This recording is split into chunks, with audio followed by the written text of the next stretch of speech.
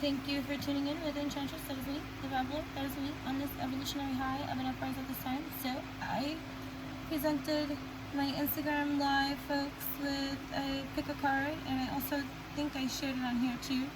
So the options were A, B, or C. Which has a message for you using the Literary Witches Oracle. So this is A, B, C. Before I begin, so see what resonates with you. A, B, C. Which has a message for you? And you know which is going to inspire you to move in full alignment with you. See, the Literary Witches Oracle is a 70-card oracle deck based on Literary Witches, a celebration of magical women writers, a book by, I cannot pronounce this person's name, so I will write it in the description box below, and Katie Horan, that reimagines visionary women writers as witches, formidable figures of creativity and empowerment. Just as the book honors the conjuring powers of women authors throughout time, the Literary Witches Oracle is an invitation to access and nourish your own inner witch, that wise being who knows exactly what is going on and what to do. Okay, so we are going to use these cards along with their materials. So you have 30 author portraits in this deck, and you have 40 new paintings, I believe, or something like that, which is the materials the witches use. So prior to hitting record, I shuffled wanting only materials, and I got it. So I'm glad, because I wasn't going to use it if all of them didn't end up being materials. If another witch would have popped up, I would have let it go, and I was just like, forget it. But all materials landed. So materials with your pick a card, which that is for you, that is going to provide you with a portal to guidance and meditation for you on your current journey. So without further ado, 228. Here we go. If you chose card number A, like apple, you have the legendary Toni Morrison, who has just recently passed this August, I believe. Yeah. So here we go. Toni Morrison, and she's also paired with milk. Okay, milk.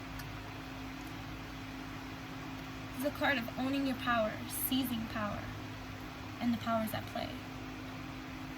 No American writer is more honor-laden than the regal Toni Morrison, who was born to a working-class family in Lorain, Ohio, a frequent setting for her epic novels of Black experience.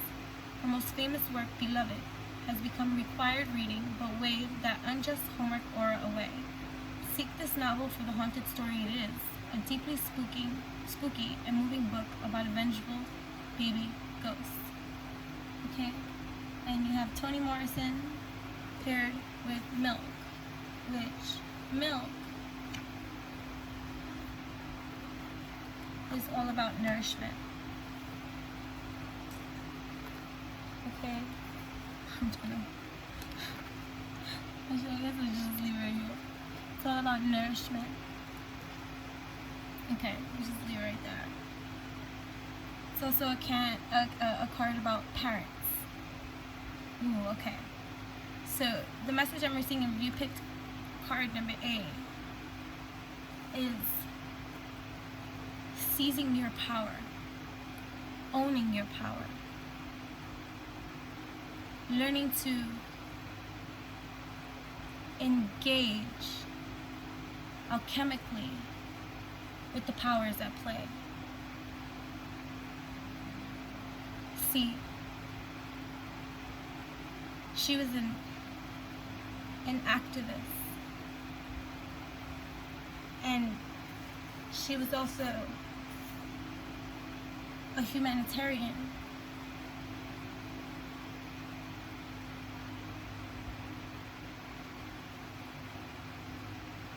Who,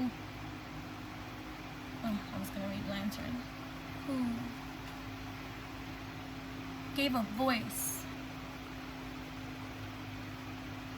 to African American experiences. She's quoted as saying, sorry for the almost interruption there. Freeing yourself was one thing. Claiming ownership of that freed self was another. Power. So, here we are. You chose this card. It's about owning your power. This moment in time. Seizing that power. And nourishing it.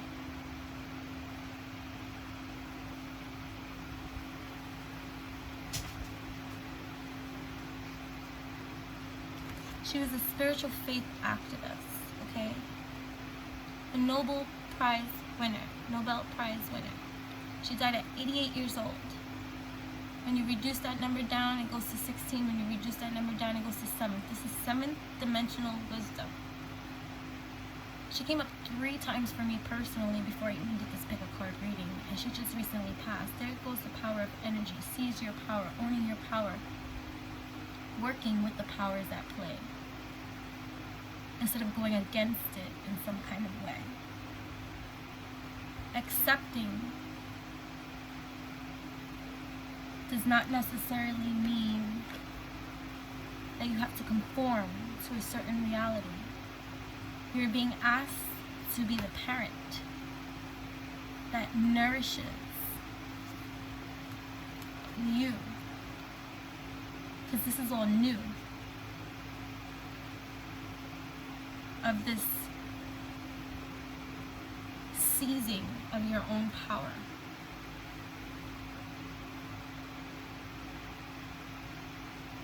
There's so many different breakdowns of dimensions. I said this was 7th dimensional. But one explanation of the 7th dimension that can go down in practical terms in manifesting. Because before anything becomes made manifest in 3D reality, it has to travel through different ethereal dimensions first before being made materialized into the 3D realm. So it's like everything that you want to create or have power in or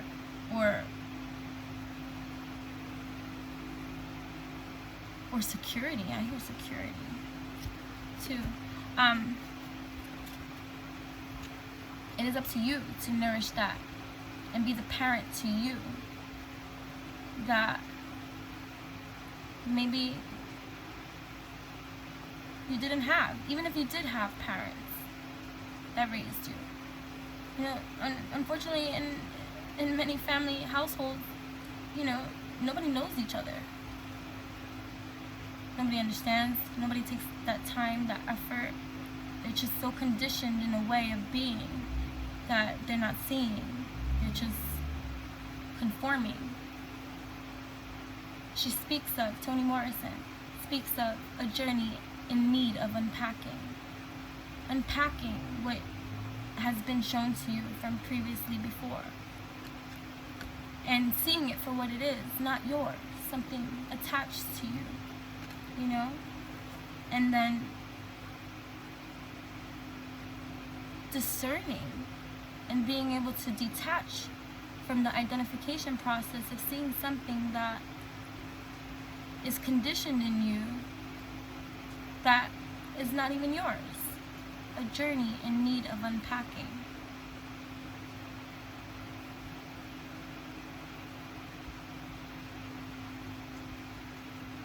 Living up to ideals is tragic to the human spirit. She writes about this in her book, Bluest Eye.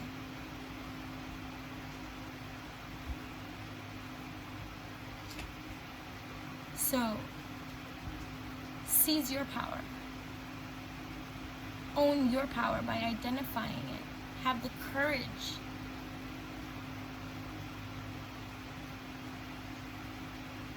to be able to speak your world into existence. There we go, back to the 7th dimensional message that I was trying to say before I started babbling. But 7th dimension, in the traveling in the ethers before getting to the 3D, after it passes the 8D, the 8th dimension, which is, I guess, the inspiration, the spark that ignites, it then goes and travels down into the, and if it passes the 8th dimension and goes through it, then it will go down into the 7th dimension, which is that of sound. You have a voice. Owning your power, seizing your power, learning more about your power, detaching from what is not yours. And that's just part of your behavioral conditioning and upbringing.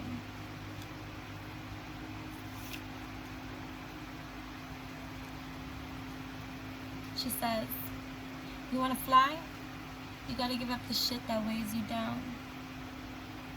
It's time to nourish yourself. Be the parent that you needed in this new place of power that you are getting to know. She also says, if there's a book that you want to read but hasn't been written, you must be the one to write it.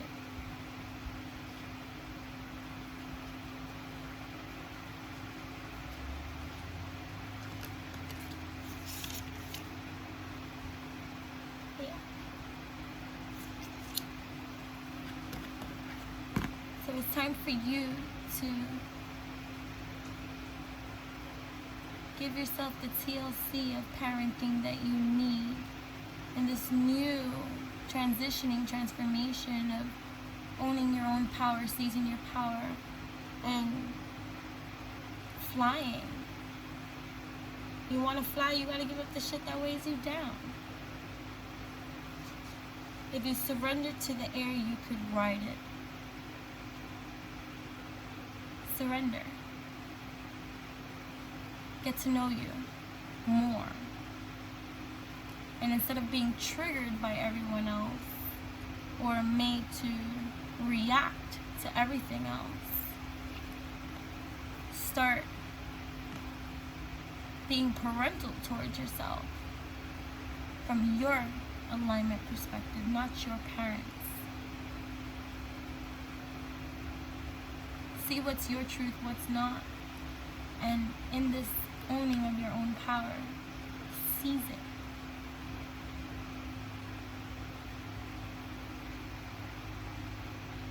You want to fly? You got to give up that shit that weighs you down. Thank you for tuning in with the Enchantress. That is me, Devon. It's me. I'm this evolutionary heart. I hope that message resonated with you somehow. And moving on now to 1317, card B. If you chose card B, oh, I need a sip of water, I'm sorry.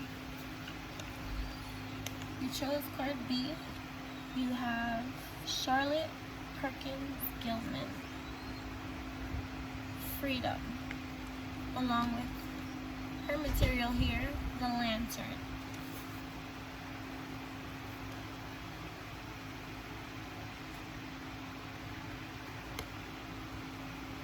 This is a card that speaks of, if you chose card number B, letter B, I see card number B and it's like the card number 1, 2, 3, ABC. I did ABC, so this is B. So if you chose card number B, here you go. This is a card of oppression. It's asking you what frees you and what systems are at work. Charlotte Perkins Gilman is best known for The Yellow Wallpaper, a story inspired by the disastrous, sexist rest cure prescribed for her postpartum depression. In her day, Gilman was also famous as a social critic, giving popular lectures on economic and social reform, and for her unconventional life choices. Her utopian novels and nonfiction are worth revisiting for their visions of a cooperative society and the place of gender roles in economics. Freedom. Oppression. What frees you? And what about the system at work?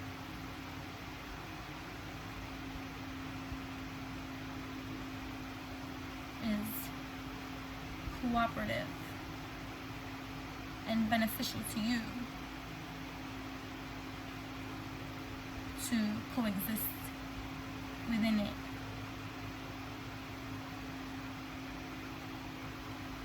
Authentically true to you, while lighting lanterns for others. So here you have the lantern, which is about guidance, instinct, and trust.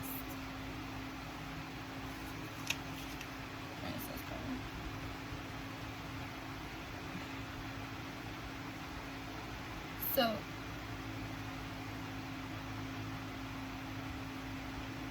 maybe you're feeling trapped in something, whatever it is.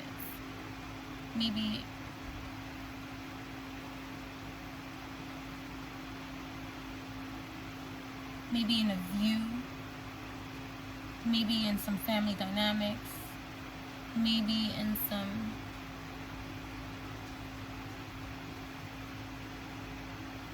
listen, I'm not gonna even go, and this is so generic that it could be anything. But this is for me bringing a sense of feeling trapped due to her experience. Here is what I'm hearing, because then it was paired with lantern. Okay, she suffered from severe depression and underwent a series of unusual treatments, okay, for it. That was not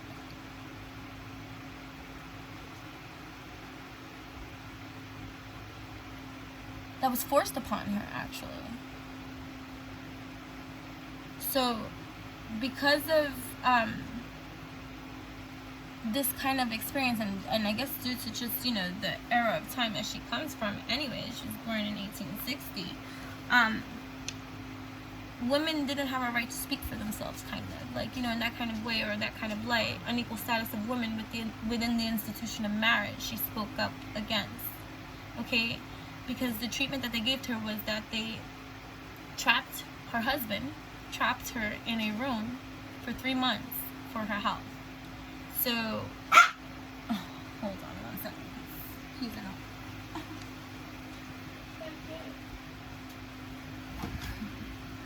Sorry. Alright. He's demanding. There you go. Freedom. Okay? She was... Alright, so, yeah. So, the book that she wrote, what is the... I forgot the name of the book. And we just said it. My dog barks and I draw blanks. There we go. What's her name? Gilman. The Yellow Wallpaper is inspired by this experience of being trapped in a room. It's about the obsession with the room's revolting yellow color. And so it's it's a creative expression.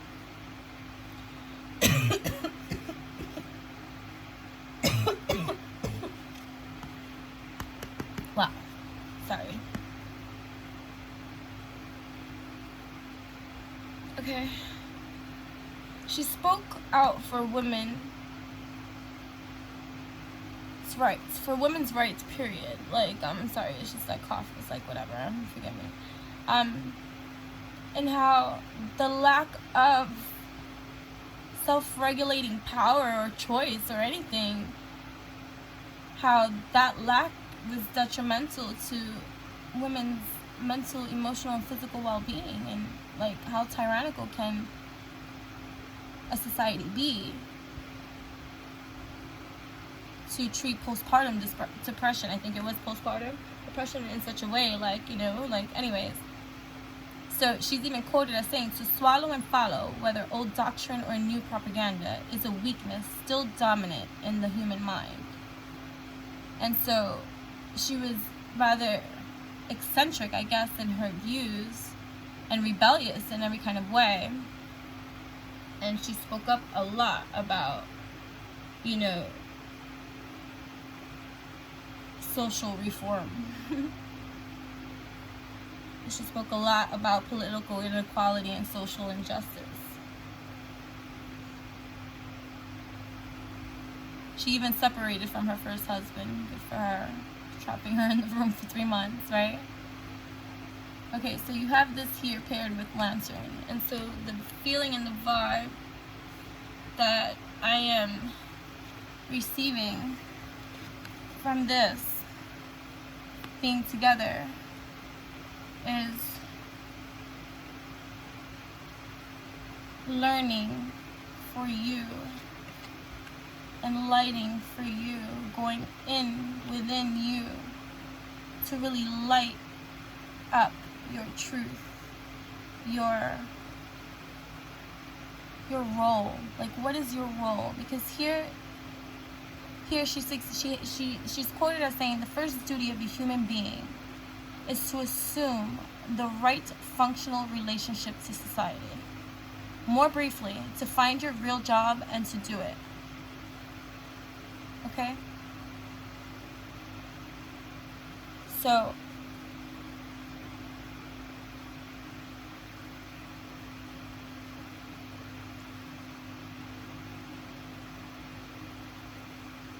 if there's anything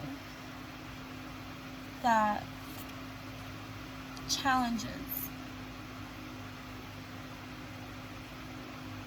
you at this time from feeling content in life, from feeling free,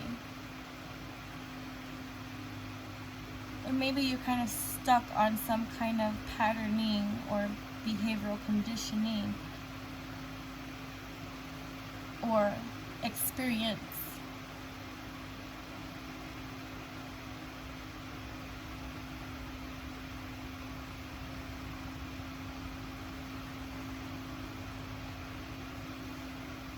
I feel like her wisdom here, or what if she were here and can say specifically like to you, would be to shift your perspective, your point of view, and to light truth for you.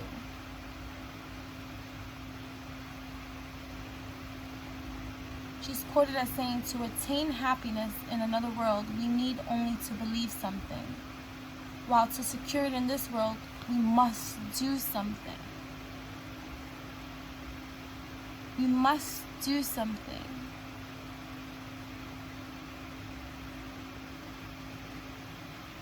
And you must not remain trapped in the illusion of other people's things, societal conditioning, experiences that you previously had before.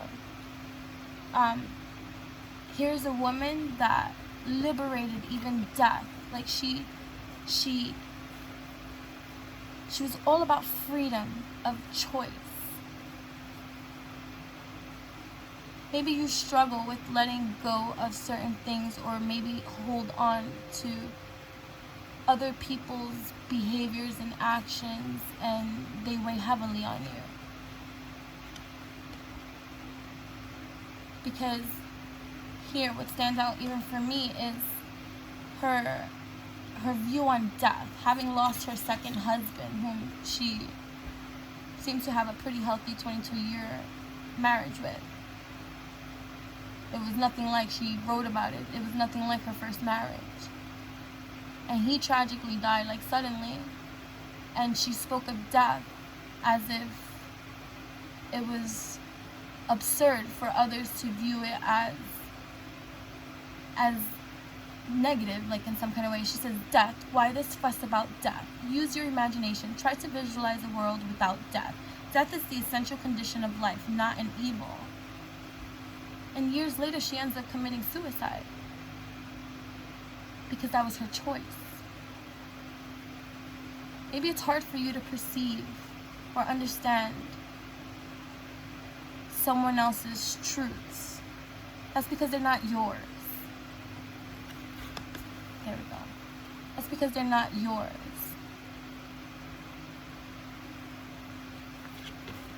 There's freedom in realizing this. You don't need to hold on to the illusion of the experience because you don't understand it from the perspective of another. It was not your path. What you're being asked is to light the lantern of truth within yourself and learn your own role in the dynamics of all things.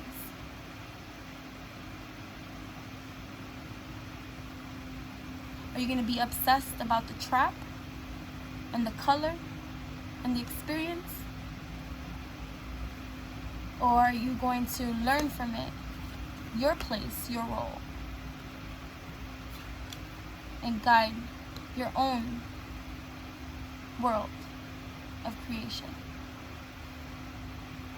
She took charge, even in her death.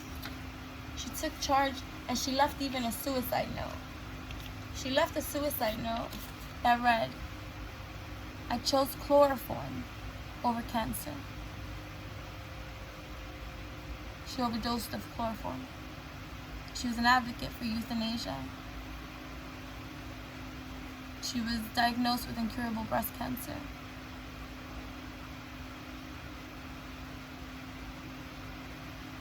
She was also a go-getter, doer. She supported herself by selling soap door to door. No matter her experiences and what others inflicted upon she through their actions and their choices, she still strived forward in her own freedom, her own quest for freedom. After her first husband, she dated a female too. She called her Dell. She believed that in Dell, she had found a way to combine loving and living, and that with a woman as a life mate, she might more easily uphold that combo than she would a conventional heterosexual marriage. They dated. I guess they had a relationship, whatever the case may be. But she was very progressive in all her views. She even was so about paternal rights.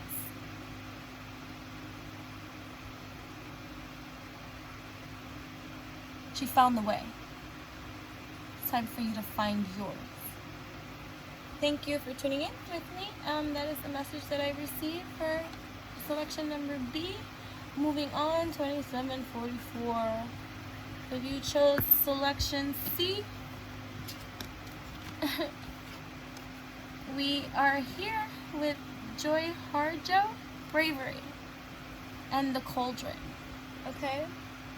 Joy Harjo and the Cauldron. Let me see. Plunging in, making decisions. Fear. Her name itself means so brave, she's crazy. She courageously survived an oppressive childhood, teenage pregnancy, and domestic abuse before becoming a spiritually charged poet of wild, natural imagery and urgent social activism, as well as an award-winning saxophone player and singer. She's paired with the Cauldron. She speaks of bravery. Her name itself means so brave, she's crazy.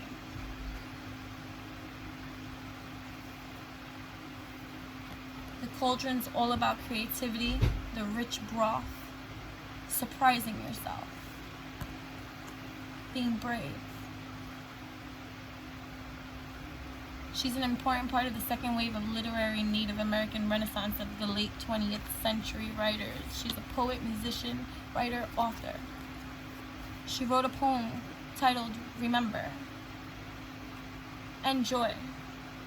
And these poems were messages for us to remember where you came from and never take anything for granted, and to remember all of those that helped you along the way. She spoke of how to be grateful, to be brave, so brave, she's crazy. She's also a Taurus. So, here we go. So in her first quote, that I'm going to read to you, it's there is no poetry where there are no mistakes. So maybe if you chose this group, you're a little bit harder on yourself than most people.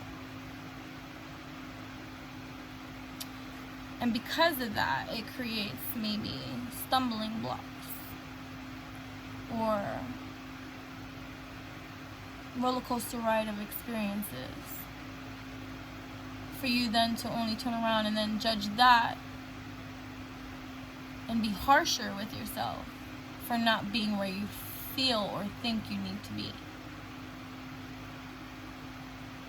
To also, I feel you're so tapped in internally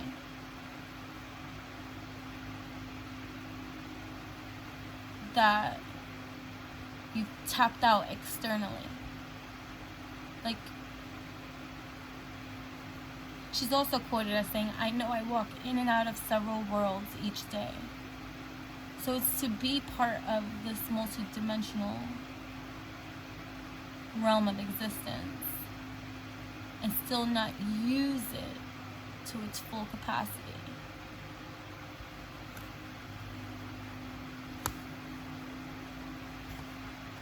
It's kind of like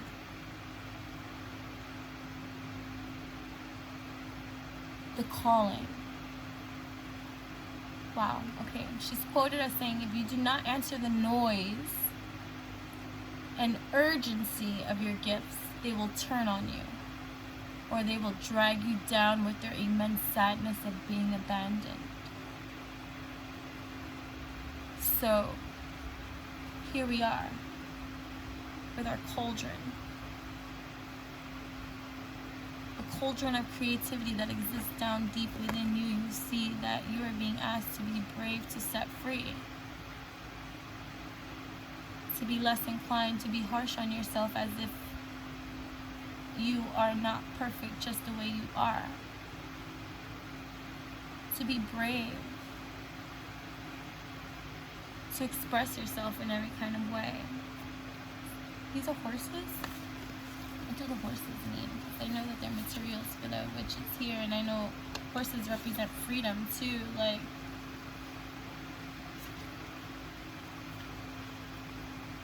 and I don't even think they have a horse here.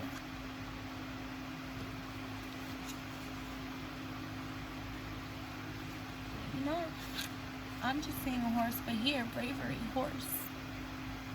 Ride into freedom.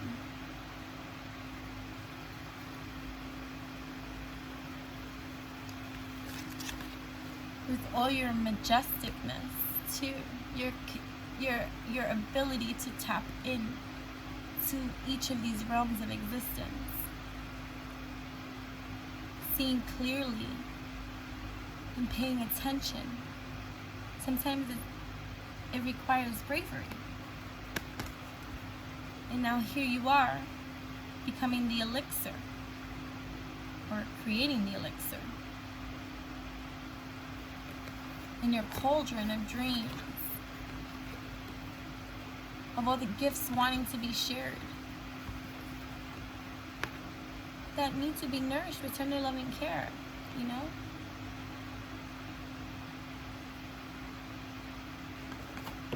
Taking a leap, falling out of thin air, creating for you the world of your dreams by unleashing your gifts, by being brave and intentional. A cauldron, when a witch goes to her cauldron, she's being intentional. She is whipping up her potion. She is creating for her this rich broth. She says to pray you open your whole self.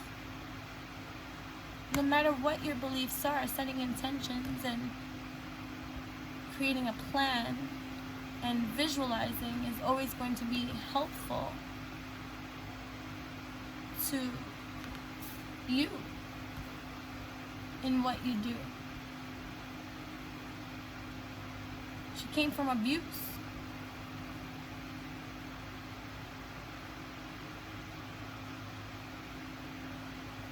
And through her creativity and her artistry,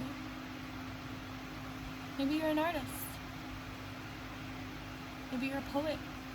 Maybe you're an actor. Maybe you're an actress. Maybe you're a model. Maybe you're a singer. Did I say that? Maybe you're an author. Or maybe you're a wannabe of all these things and striving to be, but how much effort you're putting in, you see, will determine the rich broth of creation brewing from within you. Because if you don't answer the noise,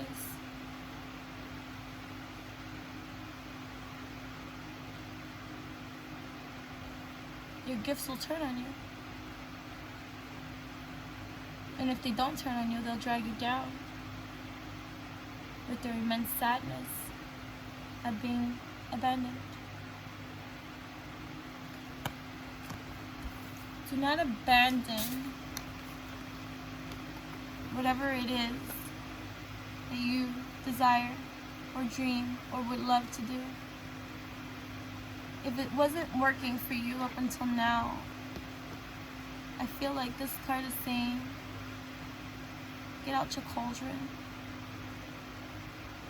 and start putting in the ingredients that are needed for you to feel and experience and live the life and the dream that you desire. What gifts are you hiding or not sharing or being overly critical about that need to be shared?